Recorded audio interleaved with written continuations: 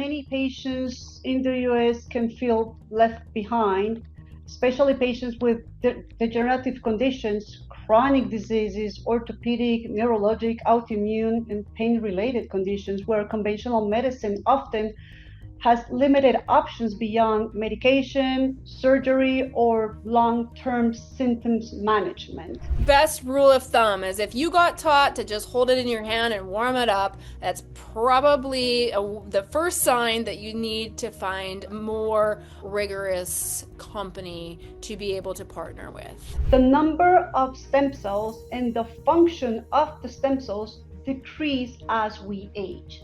So we don't have the same amount of stem cells in our body. That's why we see that our healing slows down as we age.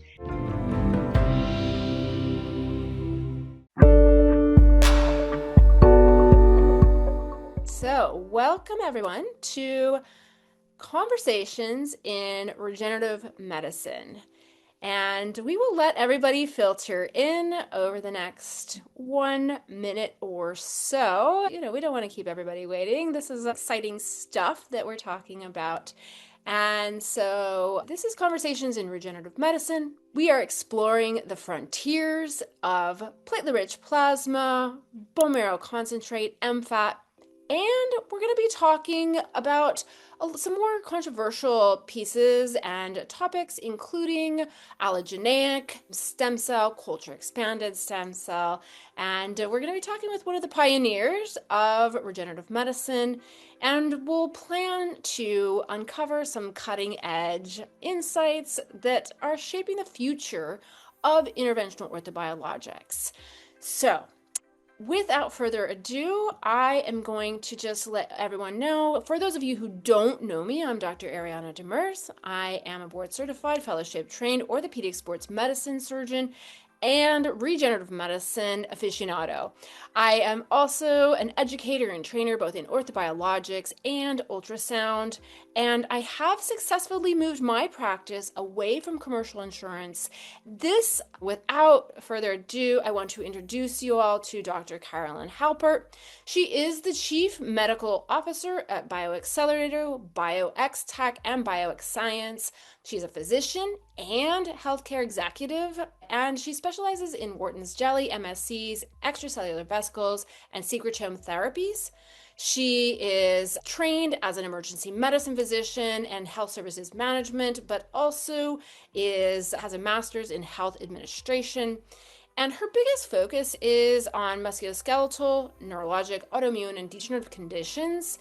And the most important part is leading real-world evidence and outcomes programs in regenerative medicine. And this is where we met. We met at BioAccelerator, and she has really been working very, very hard at a very high level to bring some of the best science I've seen regarding culture expanded. So we are going to go kind of deep dive in. So Karolynn, thank you so much. Dr. Halpert, thank you so much for joining us today from Colombia.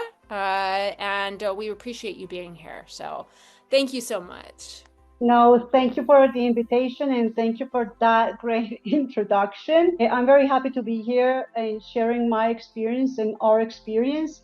So yeah, you visited us like a couple of weeks ago. You were able to come to Medellin, Colombia, and it was a pleasure to have you here and get to know you. Yeah, it was a great trip for anyone who is really looking to do the deep dive on science, as well as really understand at a much deeper level culture expanded options, which are not available in the United States at current time in any meaningful fashion. I really am going to recommend, and we can send out definite ways to get on a call with them. It's super, really impressive. So I did want to thank everybody for joining us. I want to not only just realize that this is just among friends, right? This is this fireside chat where we get to hear from internationally renowned experts in regenerative medicine, but also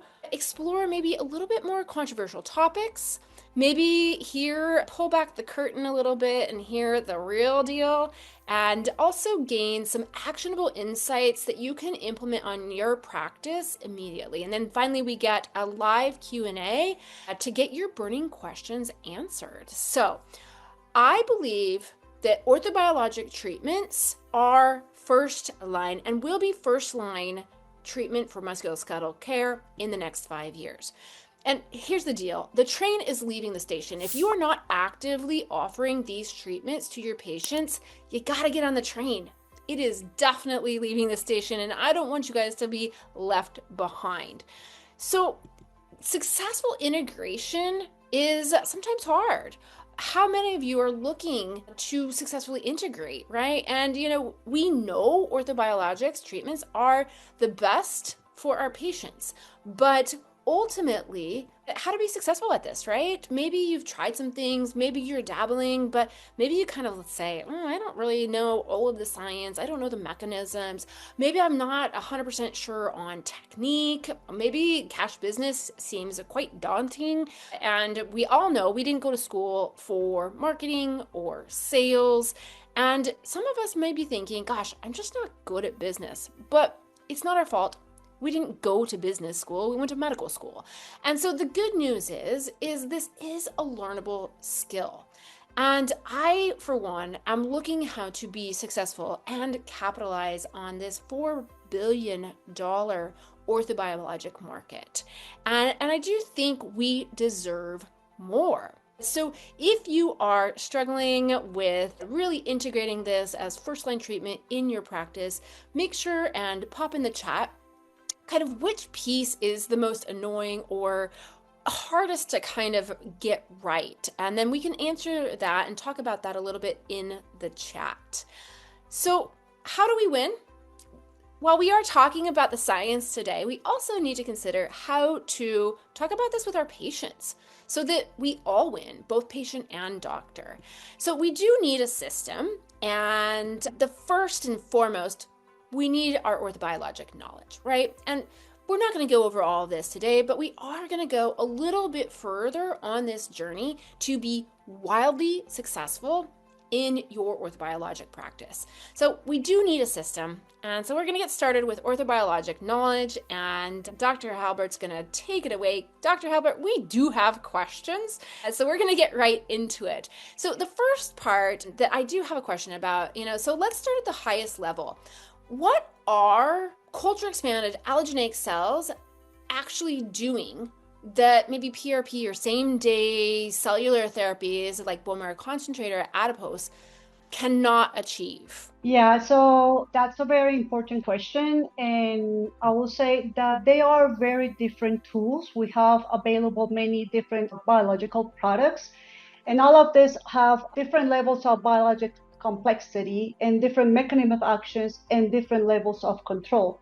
So with PRP, everyone knows that it's an autologous stimulus, but it's very valuable, but in the right patient, especially when we have patients that are early or mild conditions, and where the goal is to deliver a concentrated burst of growth factors from the patient's own blood. But we need to understand that PRP has the limitation is the patient's biology, the age of the patient, the platelet count, the inflammatory status of the patient, the metabolic health, medications that the patient's taking, disease stage is very important.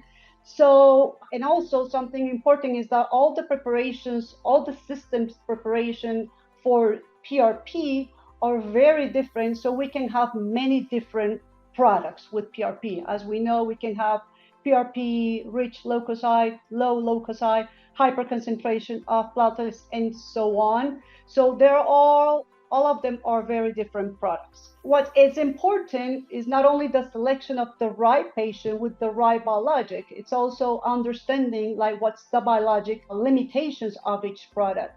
So for example, we know that PRP has a plateau. So it delivers temporary signal, but once the platelet growth factors are released in the local and the local response has occurred, the effect can level off, and that's why we know that with PRP sometimes we need additional applications and not only one shot but 2 or 3 continuous shots.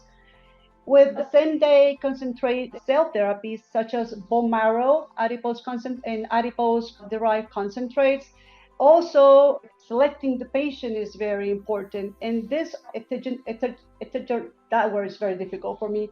Heterogeneous autologous mixtures.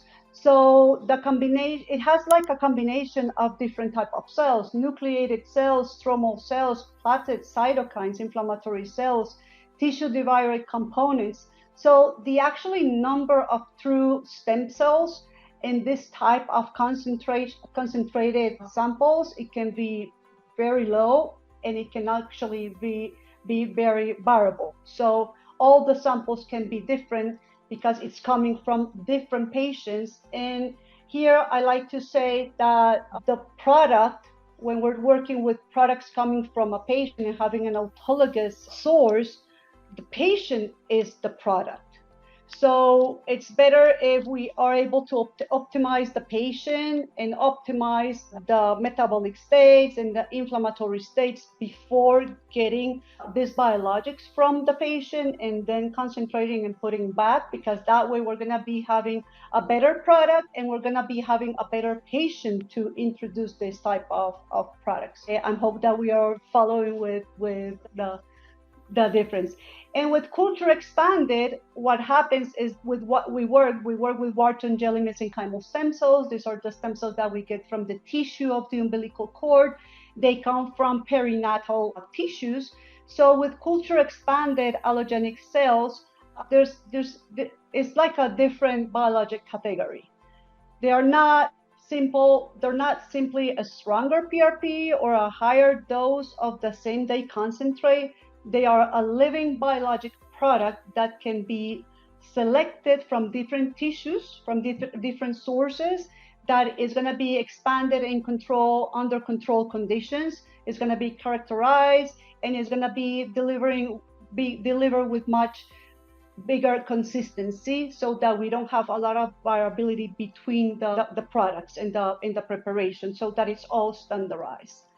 So from regenerative medicine perspective, this is a major difference, because we're no longer relying on what the patient's, on the body's condition of the patient of that exact day when we were able to get the PRP or when we were getting the concentrated product, but we are working with a more controlled cellular platform.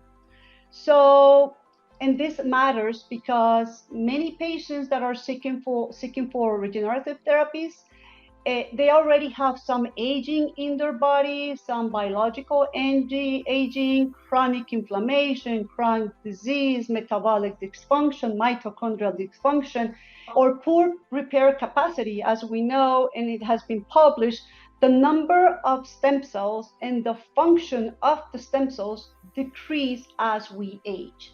So we don't have the same amount of stem cells in our body. That's why we see that our healing slows down as we age.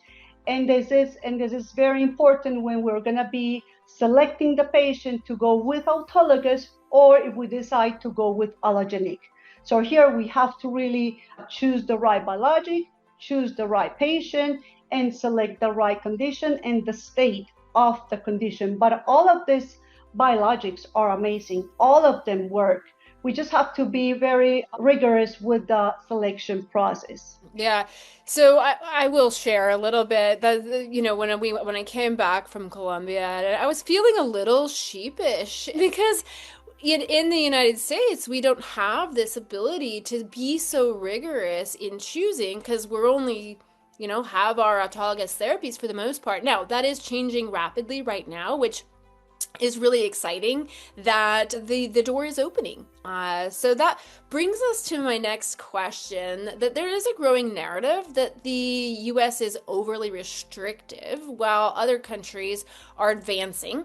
Do you believe that the patients in the US are being left behind, or what's your perspective on this, especially now that, Gosh, it seems like every week there's new legislation regarding stem cell therapies in the US. So, what do you think is happening with the patients right now? Are we behind? Yeah, I do think that many patients in the US can feel left behind, especially patients with degenerative conditions, chronic diseases, orthopedic, neurologic, autoimmune, and pain-related conditions where conventional medicine often has limited options beyond medication, surgery, or long-term symptoms management. And I also believe that other countries like Colombia are moving faster in certain areas of regenerative medicine.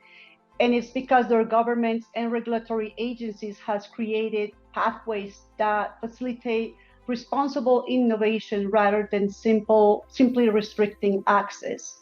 So, for example, it's very interesting, Japan and Europe, where they have created specific regulatory frameworks for specific regulatory medicine products that allows them to work with this while they are proving safety and that it works.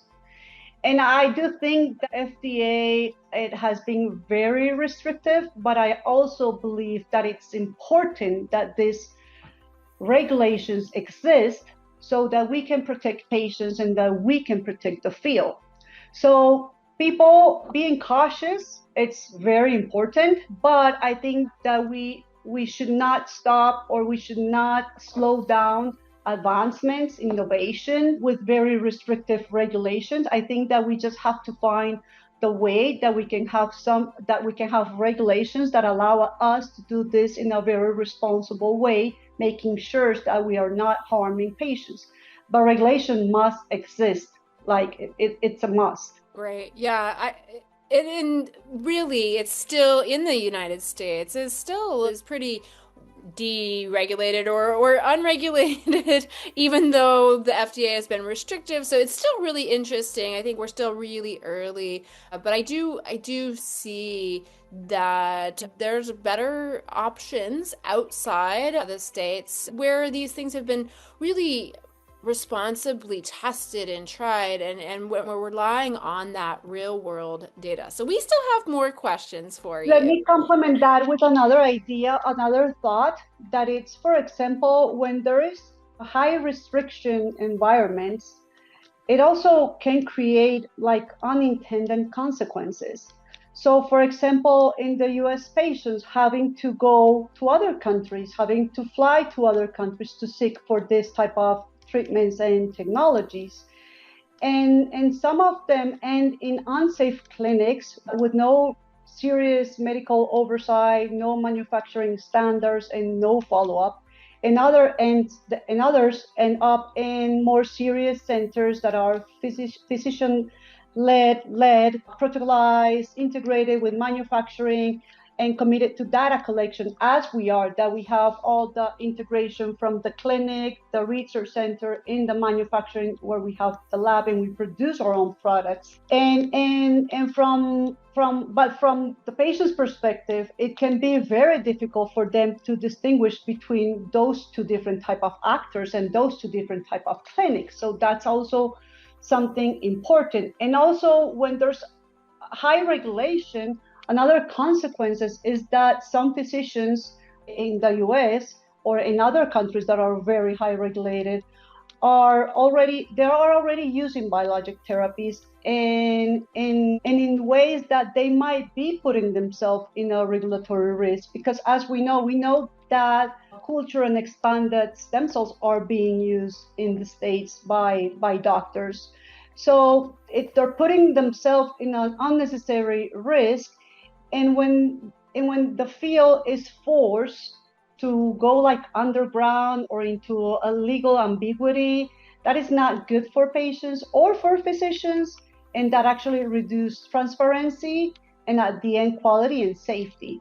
So I think that there has to be a balance between how much regulation, but that we don't exaggerate with regulation, but that we don't either don't have regulation. Yeah, absolutely. And I was just gonna say, there are critics of the international stem cell clinics that are operating in some pretty unclear, maybe unsafe manners. And what would you say, like, how do physicians vet these international clinics? Like, what are the top ways that, like, if my patient is thinking about going to an offshore clinic, because I this has happened where I'm like, gosh, and that's part of the reason I came to visit you guys, is because my patients are asking, like, which one's good. I heard Joe Rogan went here. Like, that's probably not a really great way to vet your stem cell clinic, but he didn't die, so I guess he's good to go. But ultimately,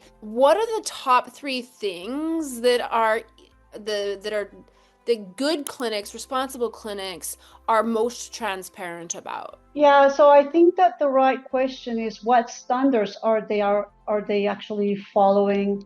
So the key question is whether the clinic has real medical, scientific, and manufacturing standards.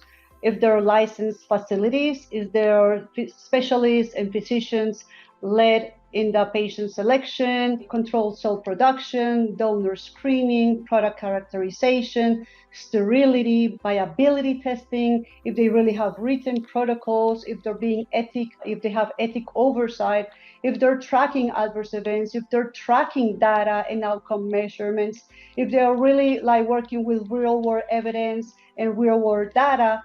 And that transparency has to be proven and not like promising. They have to prove it. They have to show they have all of that. And not all the international clinics are doing it correctly. In fact, very few are.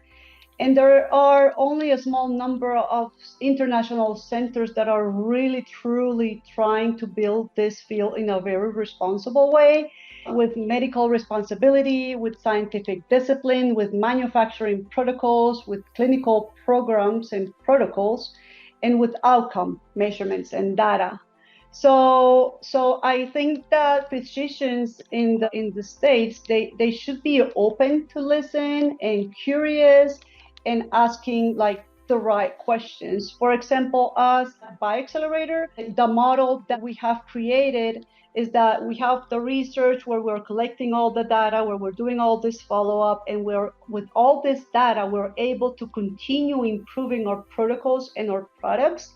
So we are really actually seeing what is happening with our patients. We have the clinic side where we have all our trained specialists, and we have more than 14 different specialists.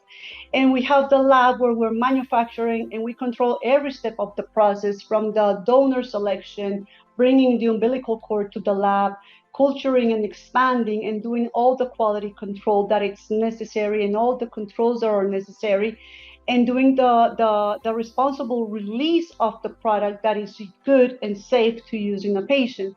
So when you don't control all of those steps, for me, it creates a lot of concern, because things that I'm seeing on the field is that clinics and doctors are purchasing products to biotechnological companies. And I don't think they know what questions to ask. And I don't think they are, and this is what I love what you're doing. This is a lot of education, and it's super important, all of this education, so that physicians actually know what are the right questions they have to do to be sure that they're working with a good, high quality, potent, functional, viable product and safe, and that they're not going to end harming a patient or just administrating dead cells or a product that is not functional or active at the moment of application. So education is very important with physicians. We don't get educated on this field when we were going in the universities.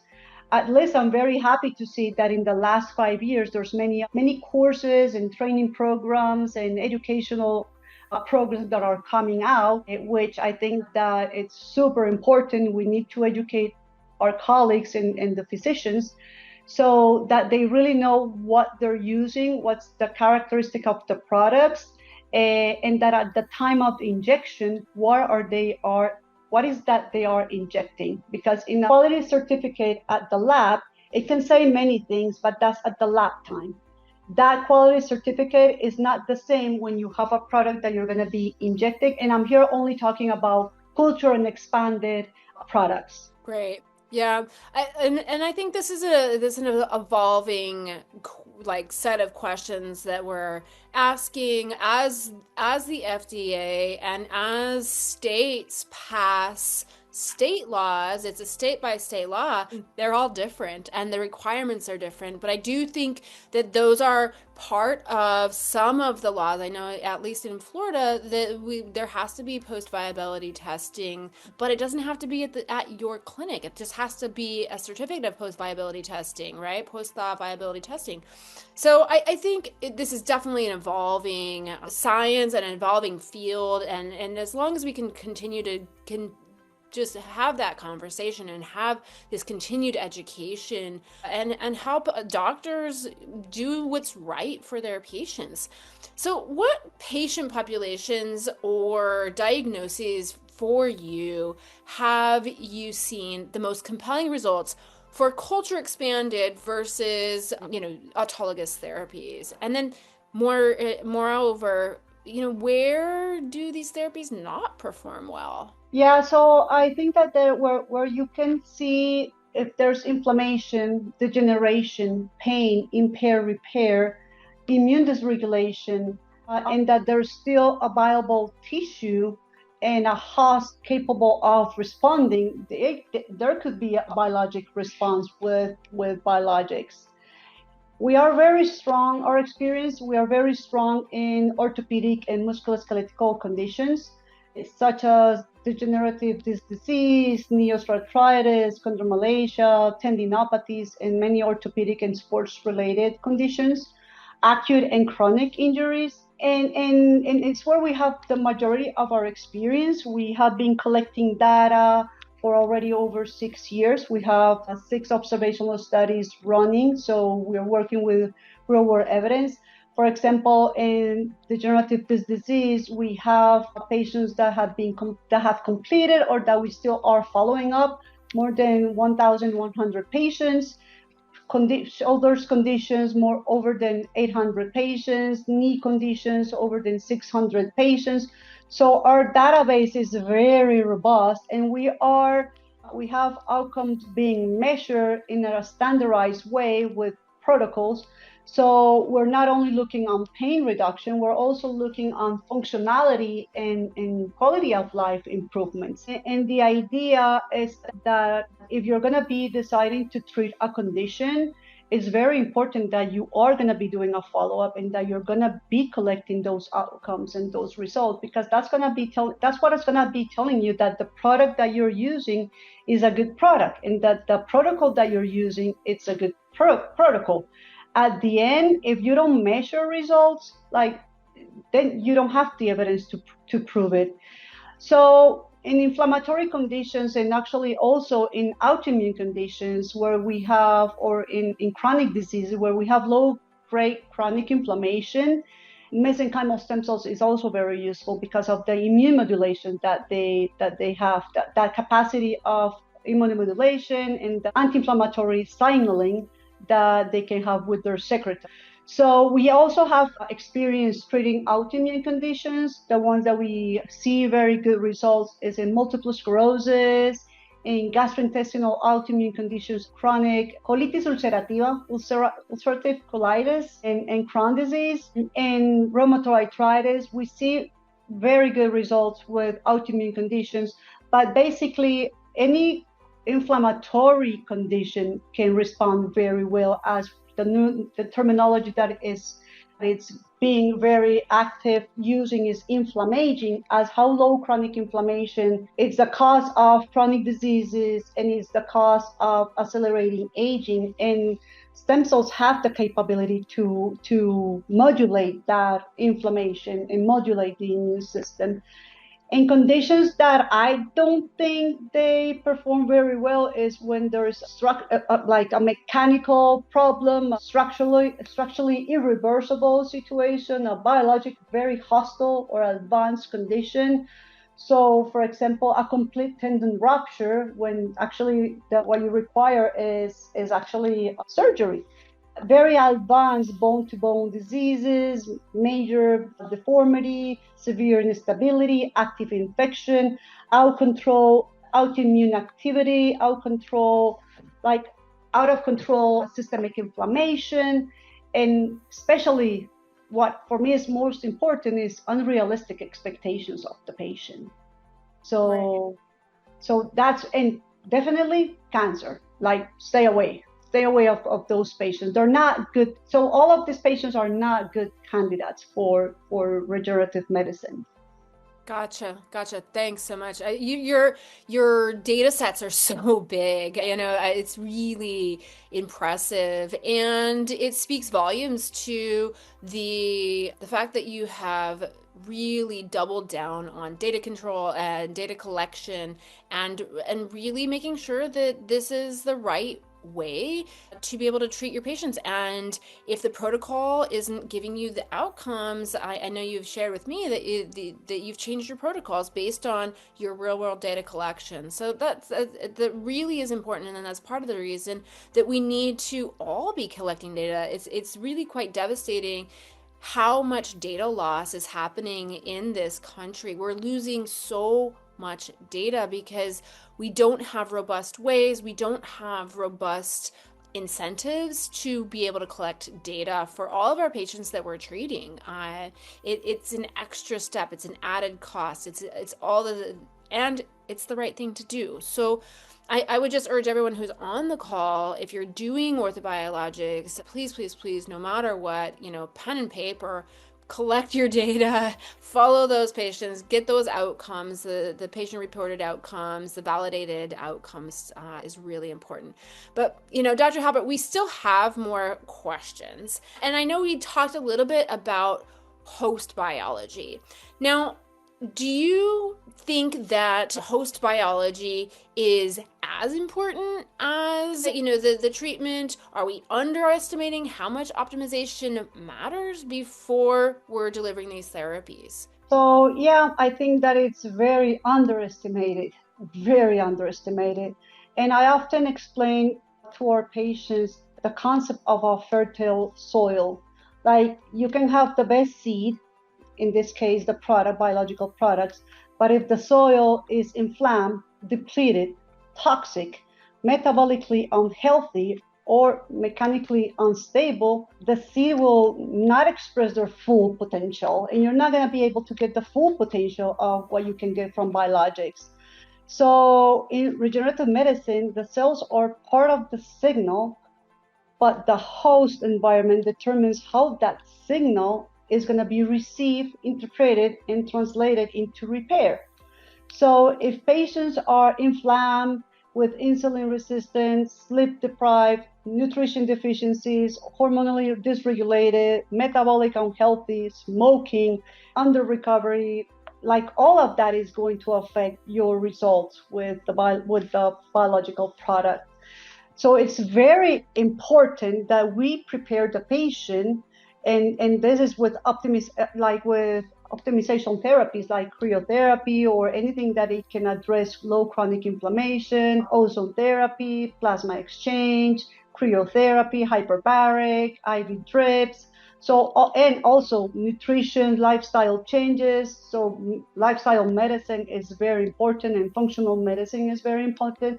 And all of that, they complement very good with stem cells. And something that we miss, and that it's also missed a lot, is that after stem cells, it's a must to have rehabilitation, physical therapy, because that mechanistic signal is very important to stimulate the cells, and the repair it's done in an organized, controlled way. And if you have a lack of that stimulus, you're not going to get everything that you can get from the capabilities of the stem cells. So yeah, optimization therapies and lifestyle medicine, it's like a must, and never forget, include them in your practice, and get educated on this, and prepare the patient for receiving stem cells. It's so important. I was just watching a I think it was actually a show. It was the late night show, and it was the Huberman Lab, and Andrew Huberman was talking about the cheapest, most effective thing that you can do is make sure that you have adequate sleep. And so he was like, out of all the things that he talks about, and he talks about a lot of things, the number one change that will be positively impacting your biology, your wellness, all of the pieces of the puzzle is sleep. And I think we really, really, I don't know if we've just been trained to ignore it as physicians, and or we don't really, we maybe haven't learned or been taught the massive impact on regenerative and restorative sleep. So for all of you out there, please counsel your patients to really have that circadian rhythm reset with sunlight in your eye, low level, every day, because what that does is it sets your circadian rhythm for to be sleepy 16 hours later, right? And this circadian rhythm is so important because it's during sleep that all your cellular repair happens. So if you're not sleeping, if you're not getting good regenerative restorative sleep, then you can put the best stem cells in the world in, but if they can't do their job because of this biology, this host biology, I think that's one of the cheapest things. That's what I tell all of my patients is we really focus on sleep because it's really cheap, right? And it's something that everyone can work on. So we have a couple more questions. So if US regulations were to loosen and or evolve, which they are, what does responsible adoption look like for physicians who want to do this the right way? Yeah, so education of the physician is very important. So physicians, our colleagues, to understand that offering every cell product or every biologic available to every diagnosis, it's like a wrong direction.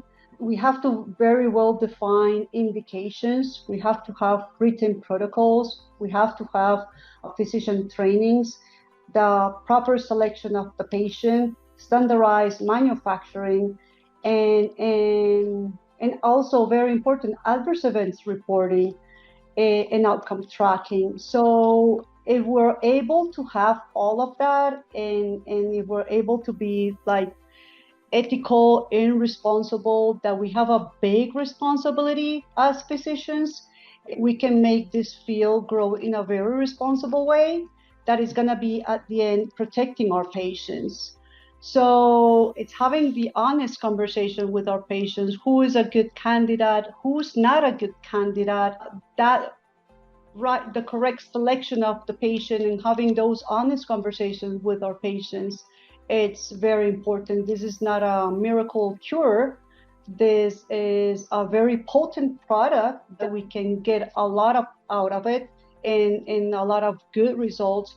But we also have to be very careful because all the biologics are different, and how we manufacture the product, we're going to be having many different products because the process, in this case, the process is the product. So we have to know the process so that we can actually know with what product we're working and what can we expect from that product. Great. Yeah. It's so good. And I am really, like, as you probably remember and know, like this is on the forefront of my mind as the regulations are loosening in state by state, and it's happening quickly. But it also puts physicians at risk if you don't understand every piece that needs to be done properly to keep yourself out of trouble. I definitely have talked with some legal representation, and the recommendation is as long as you're following the state law to the T, the most likely chance is that you're going to be clean, right? But it's still not federally accepted. So there still is some gray zones. So I think having those honest conversations with your patients, having the ability to say, yeah, this isn't right for you, because your biology. I know for me, my all of my patients undergo a biologic optimization ahead of time before we do any kind of injections, and they kind of sometimes get a little annoyed that I'm asking about their sleep and their stress and putting them on an anti-inflammatory diet and checking their, blood glucose and all of these things. And I said, listen, hey, if you are looking to have the optimal outcome, I need you to be the optimal humans. And unfortunately, I always tell them that they're now the pharmacy, because we got to make their tissue and their blood and their platelets and all of their proteins and inflammatory markers the best that we can make it, because at this time frame we're not using stem cells on a widespread basis. I mean, this may change in 6 months, and we may be coming back in 6 months and being like, wow, okay, now that things are very different in the United States, where do we go now? But for right now, I'm still really interested in how do we do this responsibly, how do we do this the right way, staying safe not only for our patients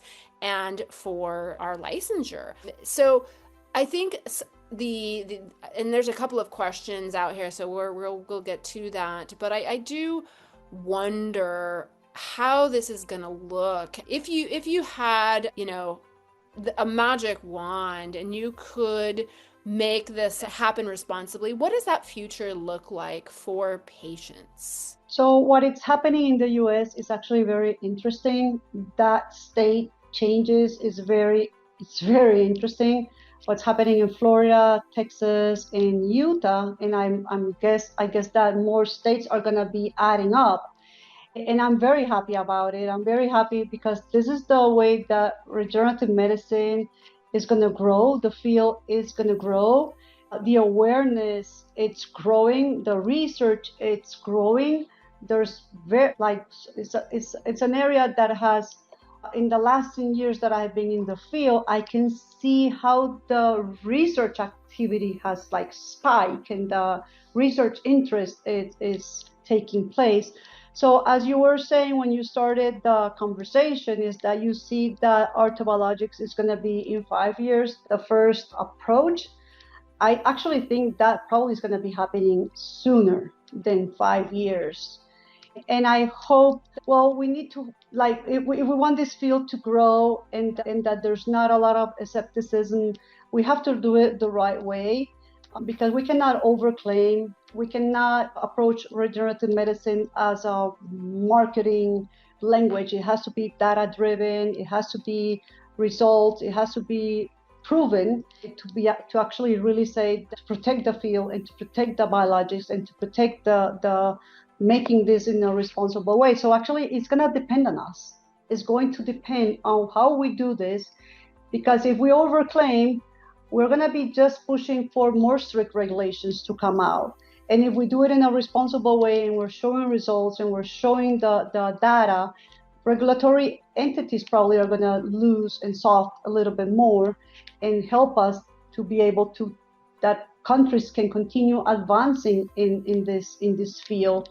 So we are a very important role in this to be able to grow it in a responsible way, or to ruin the field. Yeah, so basically it's up to us to do either a good job or a bad job, right? So here's where we say, what is the next step, right? So ultimately, how do we make orthobiologics first-line treatment for our patients?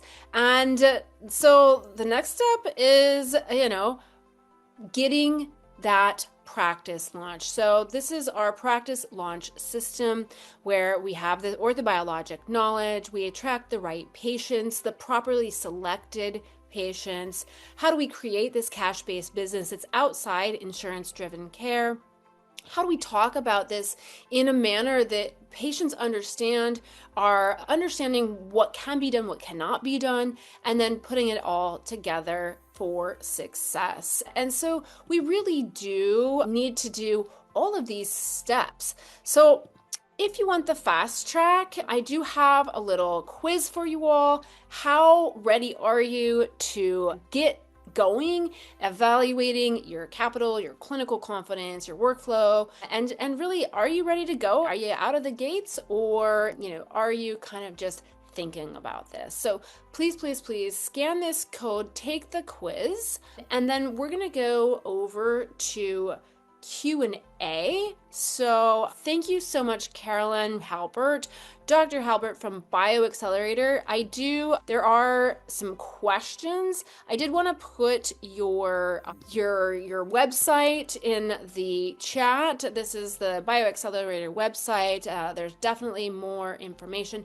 There is a question, and I'm curious about this as well. So is there a need or a role for HLA testing for allogeneic therapies? Can you speak a little bit about the confusion or what is required for that?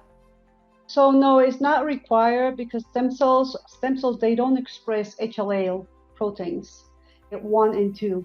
So it's what it's called immunoprivilege. They're not detected by the immune system, so they're not attacked, destroyed, or eliminated from the body. How they work is that they work through the secretome, so through releasing all of the cytokines, growth factors, anti-inflammatory cytokines, and microRNAs and extracellular vesicles. So they work because of what they release and what they stimulate in the host, in the patient. They don't engraft. They don't they don't become a specialized cell, so they don't become cartilage, they don't become bone in the body. So they work only because of what they're releasing, what they're stimulating in the patient. And what they're stimulating in the patient is the patient's own stem cells. It's controlling inflammation, it's controlling the immune system, immunomodulating, so that the patient capacity of repair and recovery is stimulated. So there's no risk of rejection at all. So they are good for allogenic use, since what we are expecting is not engraftment, and it's not that they become in a specialized cell, is that they stay in the stem cell profile, and that they release all of this secretome and all of this signaling and messaging information. Gotcha. All right. So those are some really good questions. Let's see. Let me see where we are. All right.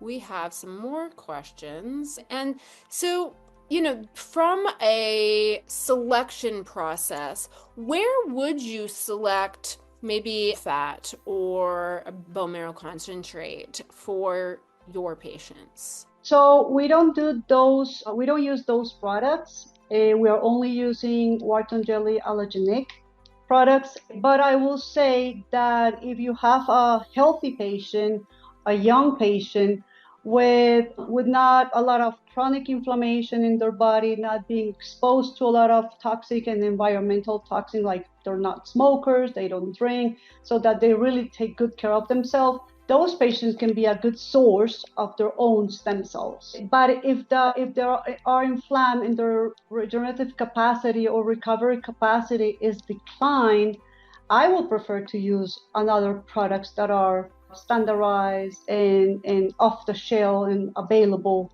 to use and safe. Yeah. I did want to invite everybody to a live event that we're putting on. This is an event in June 5 through 7, so it is definitely filling up fast. And this is a 3-day immersive event to engineer your predictable cash pay practice. So if you're interested, please don't hesitate, scan that QR code. And this is an immersive event, not only to plan out your 90-day escape from your insurance-based practice, but to really plan out your cash-based orthobiologic practice and leave the event with your step-by-step plan to move forward, not only with ultrasound training, but marketing and the nuts and bolts of the cash-based practice. So I did want to invite you that we are putting this on a 3-day immersive event, June 5 through 7. So please scan the QR code, and I would love to have you there. We do have, let's see here, we have a couple more questions, and I always have questions. So, as we go forward, I think that, can you tell me the difference? Let's just pretend that you could ship your cells or would ship your cells to the United States.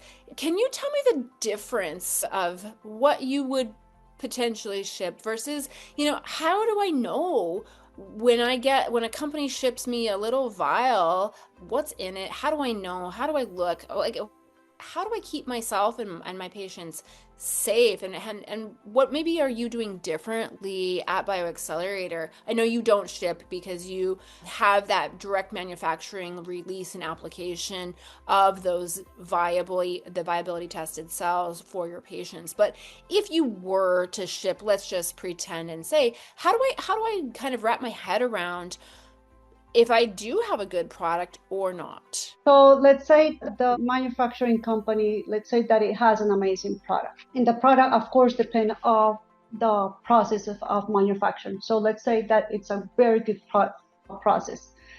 What happens after when the product leaves this infrastructure, questions that doctors have to do is, how is the chain of custody? How is the cold chain?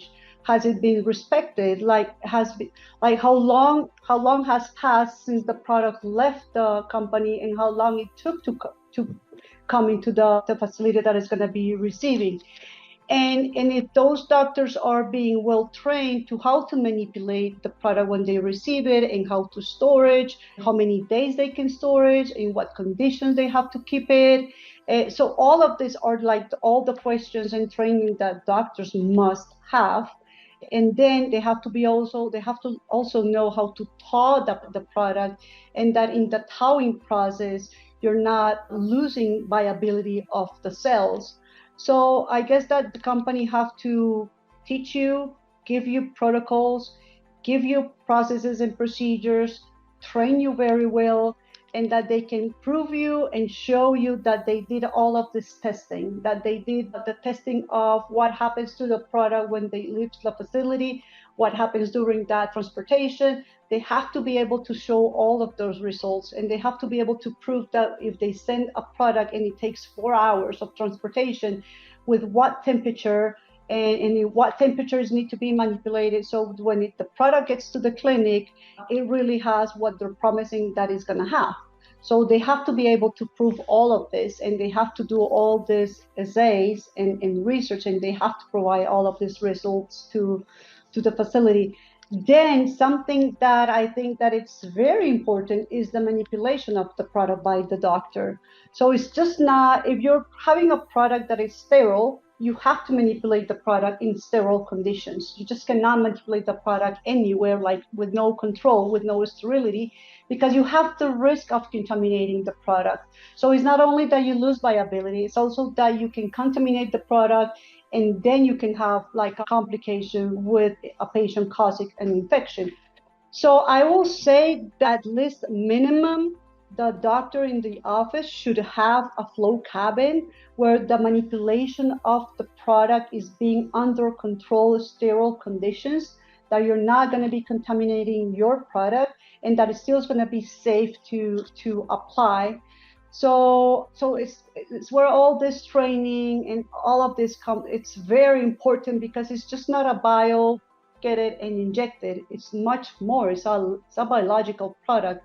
It's have live cells if you really want to see an effect and see a result. We are exploring the option of sending our products with selected clinics and selected specialists. We can train them, and that we can actually help them build this area that they can receive, storage, and manipulate the product in a sterile conditions, so that the product at the time of injection is viable, or in cases of exosomes and secretome is stable, and that also is continue being sterile. So we're exploring those options, and that will be like coming also with our protocols or SOPs of how to handle, manipulate, control, storage, prepare, thaw, the product in a correct way. Awesome. So I think leaving everybody today with, tell me if this is proper. So if you have been taught to thaw it in your hand for 5 minutes, that's probably not best practices. Is that correct? That's not best practice because there you cannot control the temperature, and they sell devices that you can thaw in a controlled way that you're not going to affect the temperature changes that is going to affect your product. So it's just not thawing on your hands, because that way you cannot actually be measuring how the temperature is recovering and how the changes of temperature are being done and how you have to control them. So Right. yeah, there's Yeah, I a think lot that's of probably the education needed.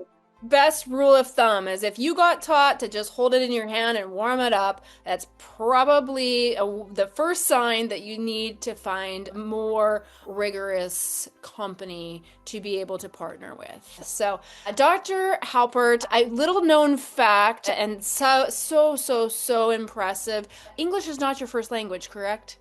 No, it's not. I'm sorry for my English and all Oh my my gosh. This is my favorite fact because I would have no idea that that is true. That is amazing. And I am 100% jealous that you have such, a handle on the very scientifically rigorous, language and communication. And it's, you're an impeccable communicator and speaker. So I love that fact about you is that I would never know unless you told me that. So now I've shared your little secret. That's pulling back the curtain and sharing it with all our friends. No, thank you, because actually you're making me feel better. I'm always very hard on myself with my English, so thank you. It makes me feel much better. Oh my gosh, yeah. So thank you so much for coming. Everyone else, thank you so much for being a part of the conversations in regenerative medicine.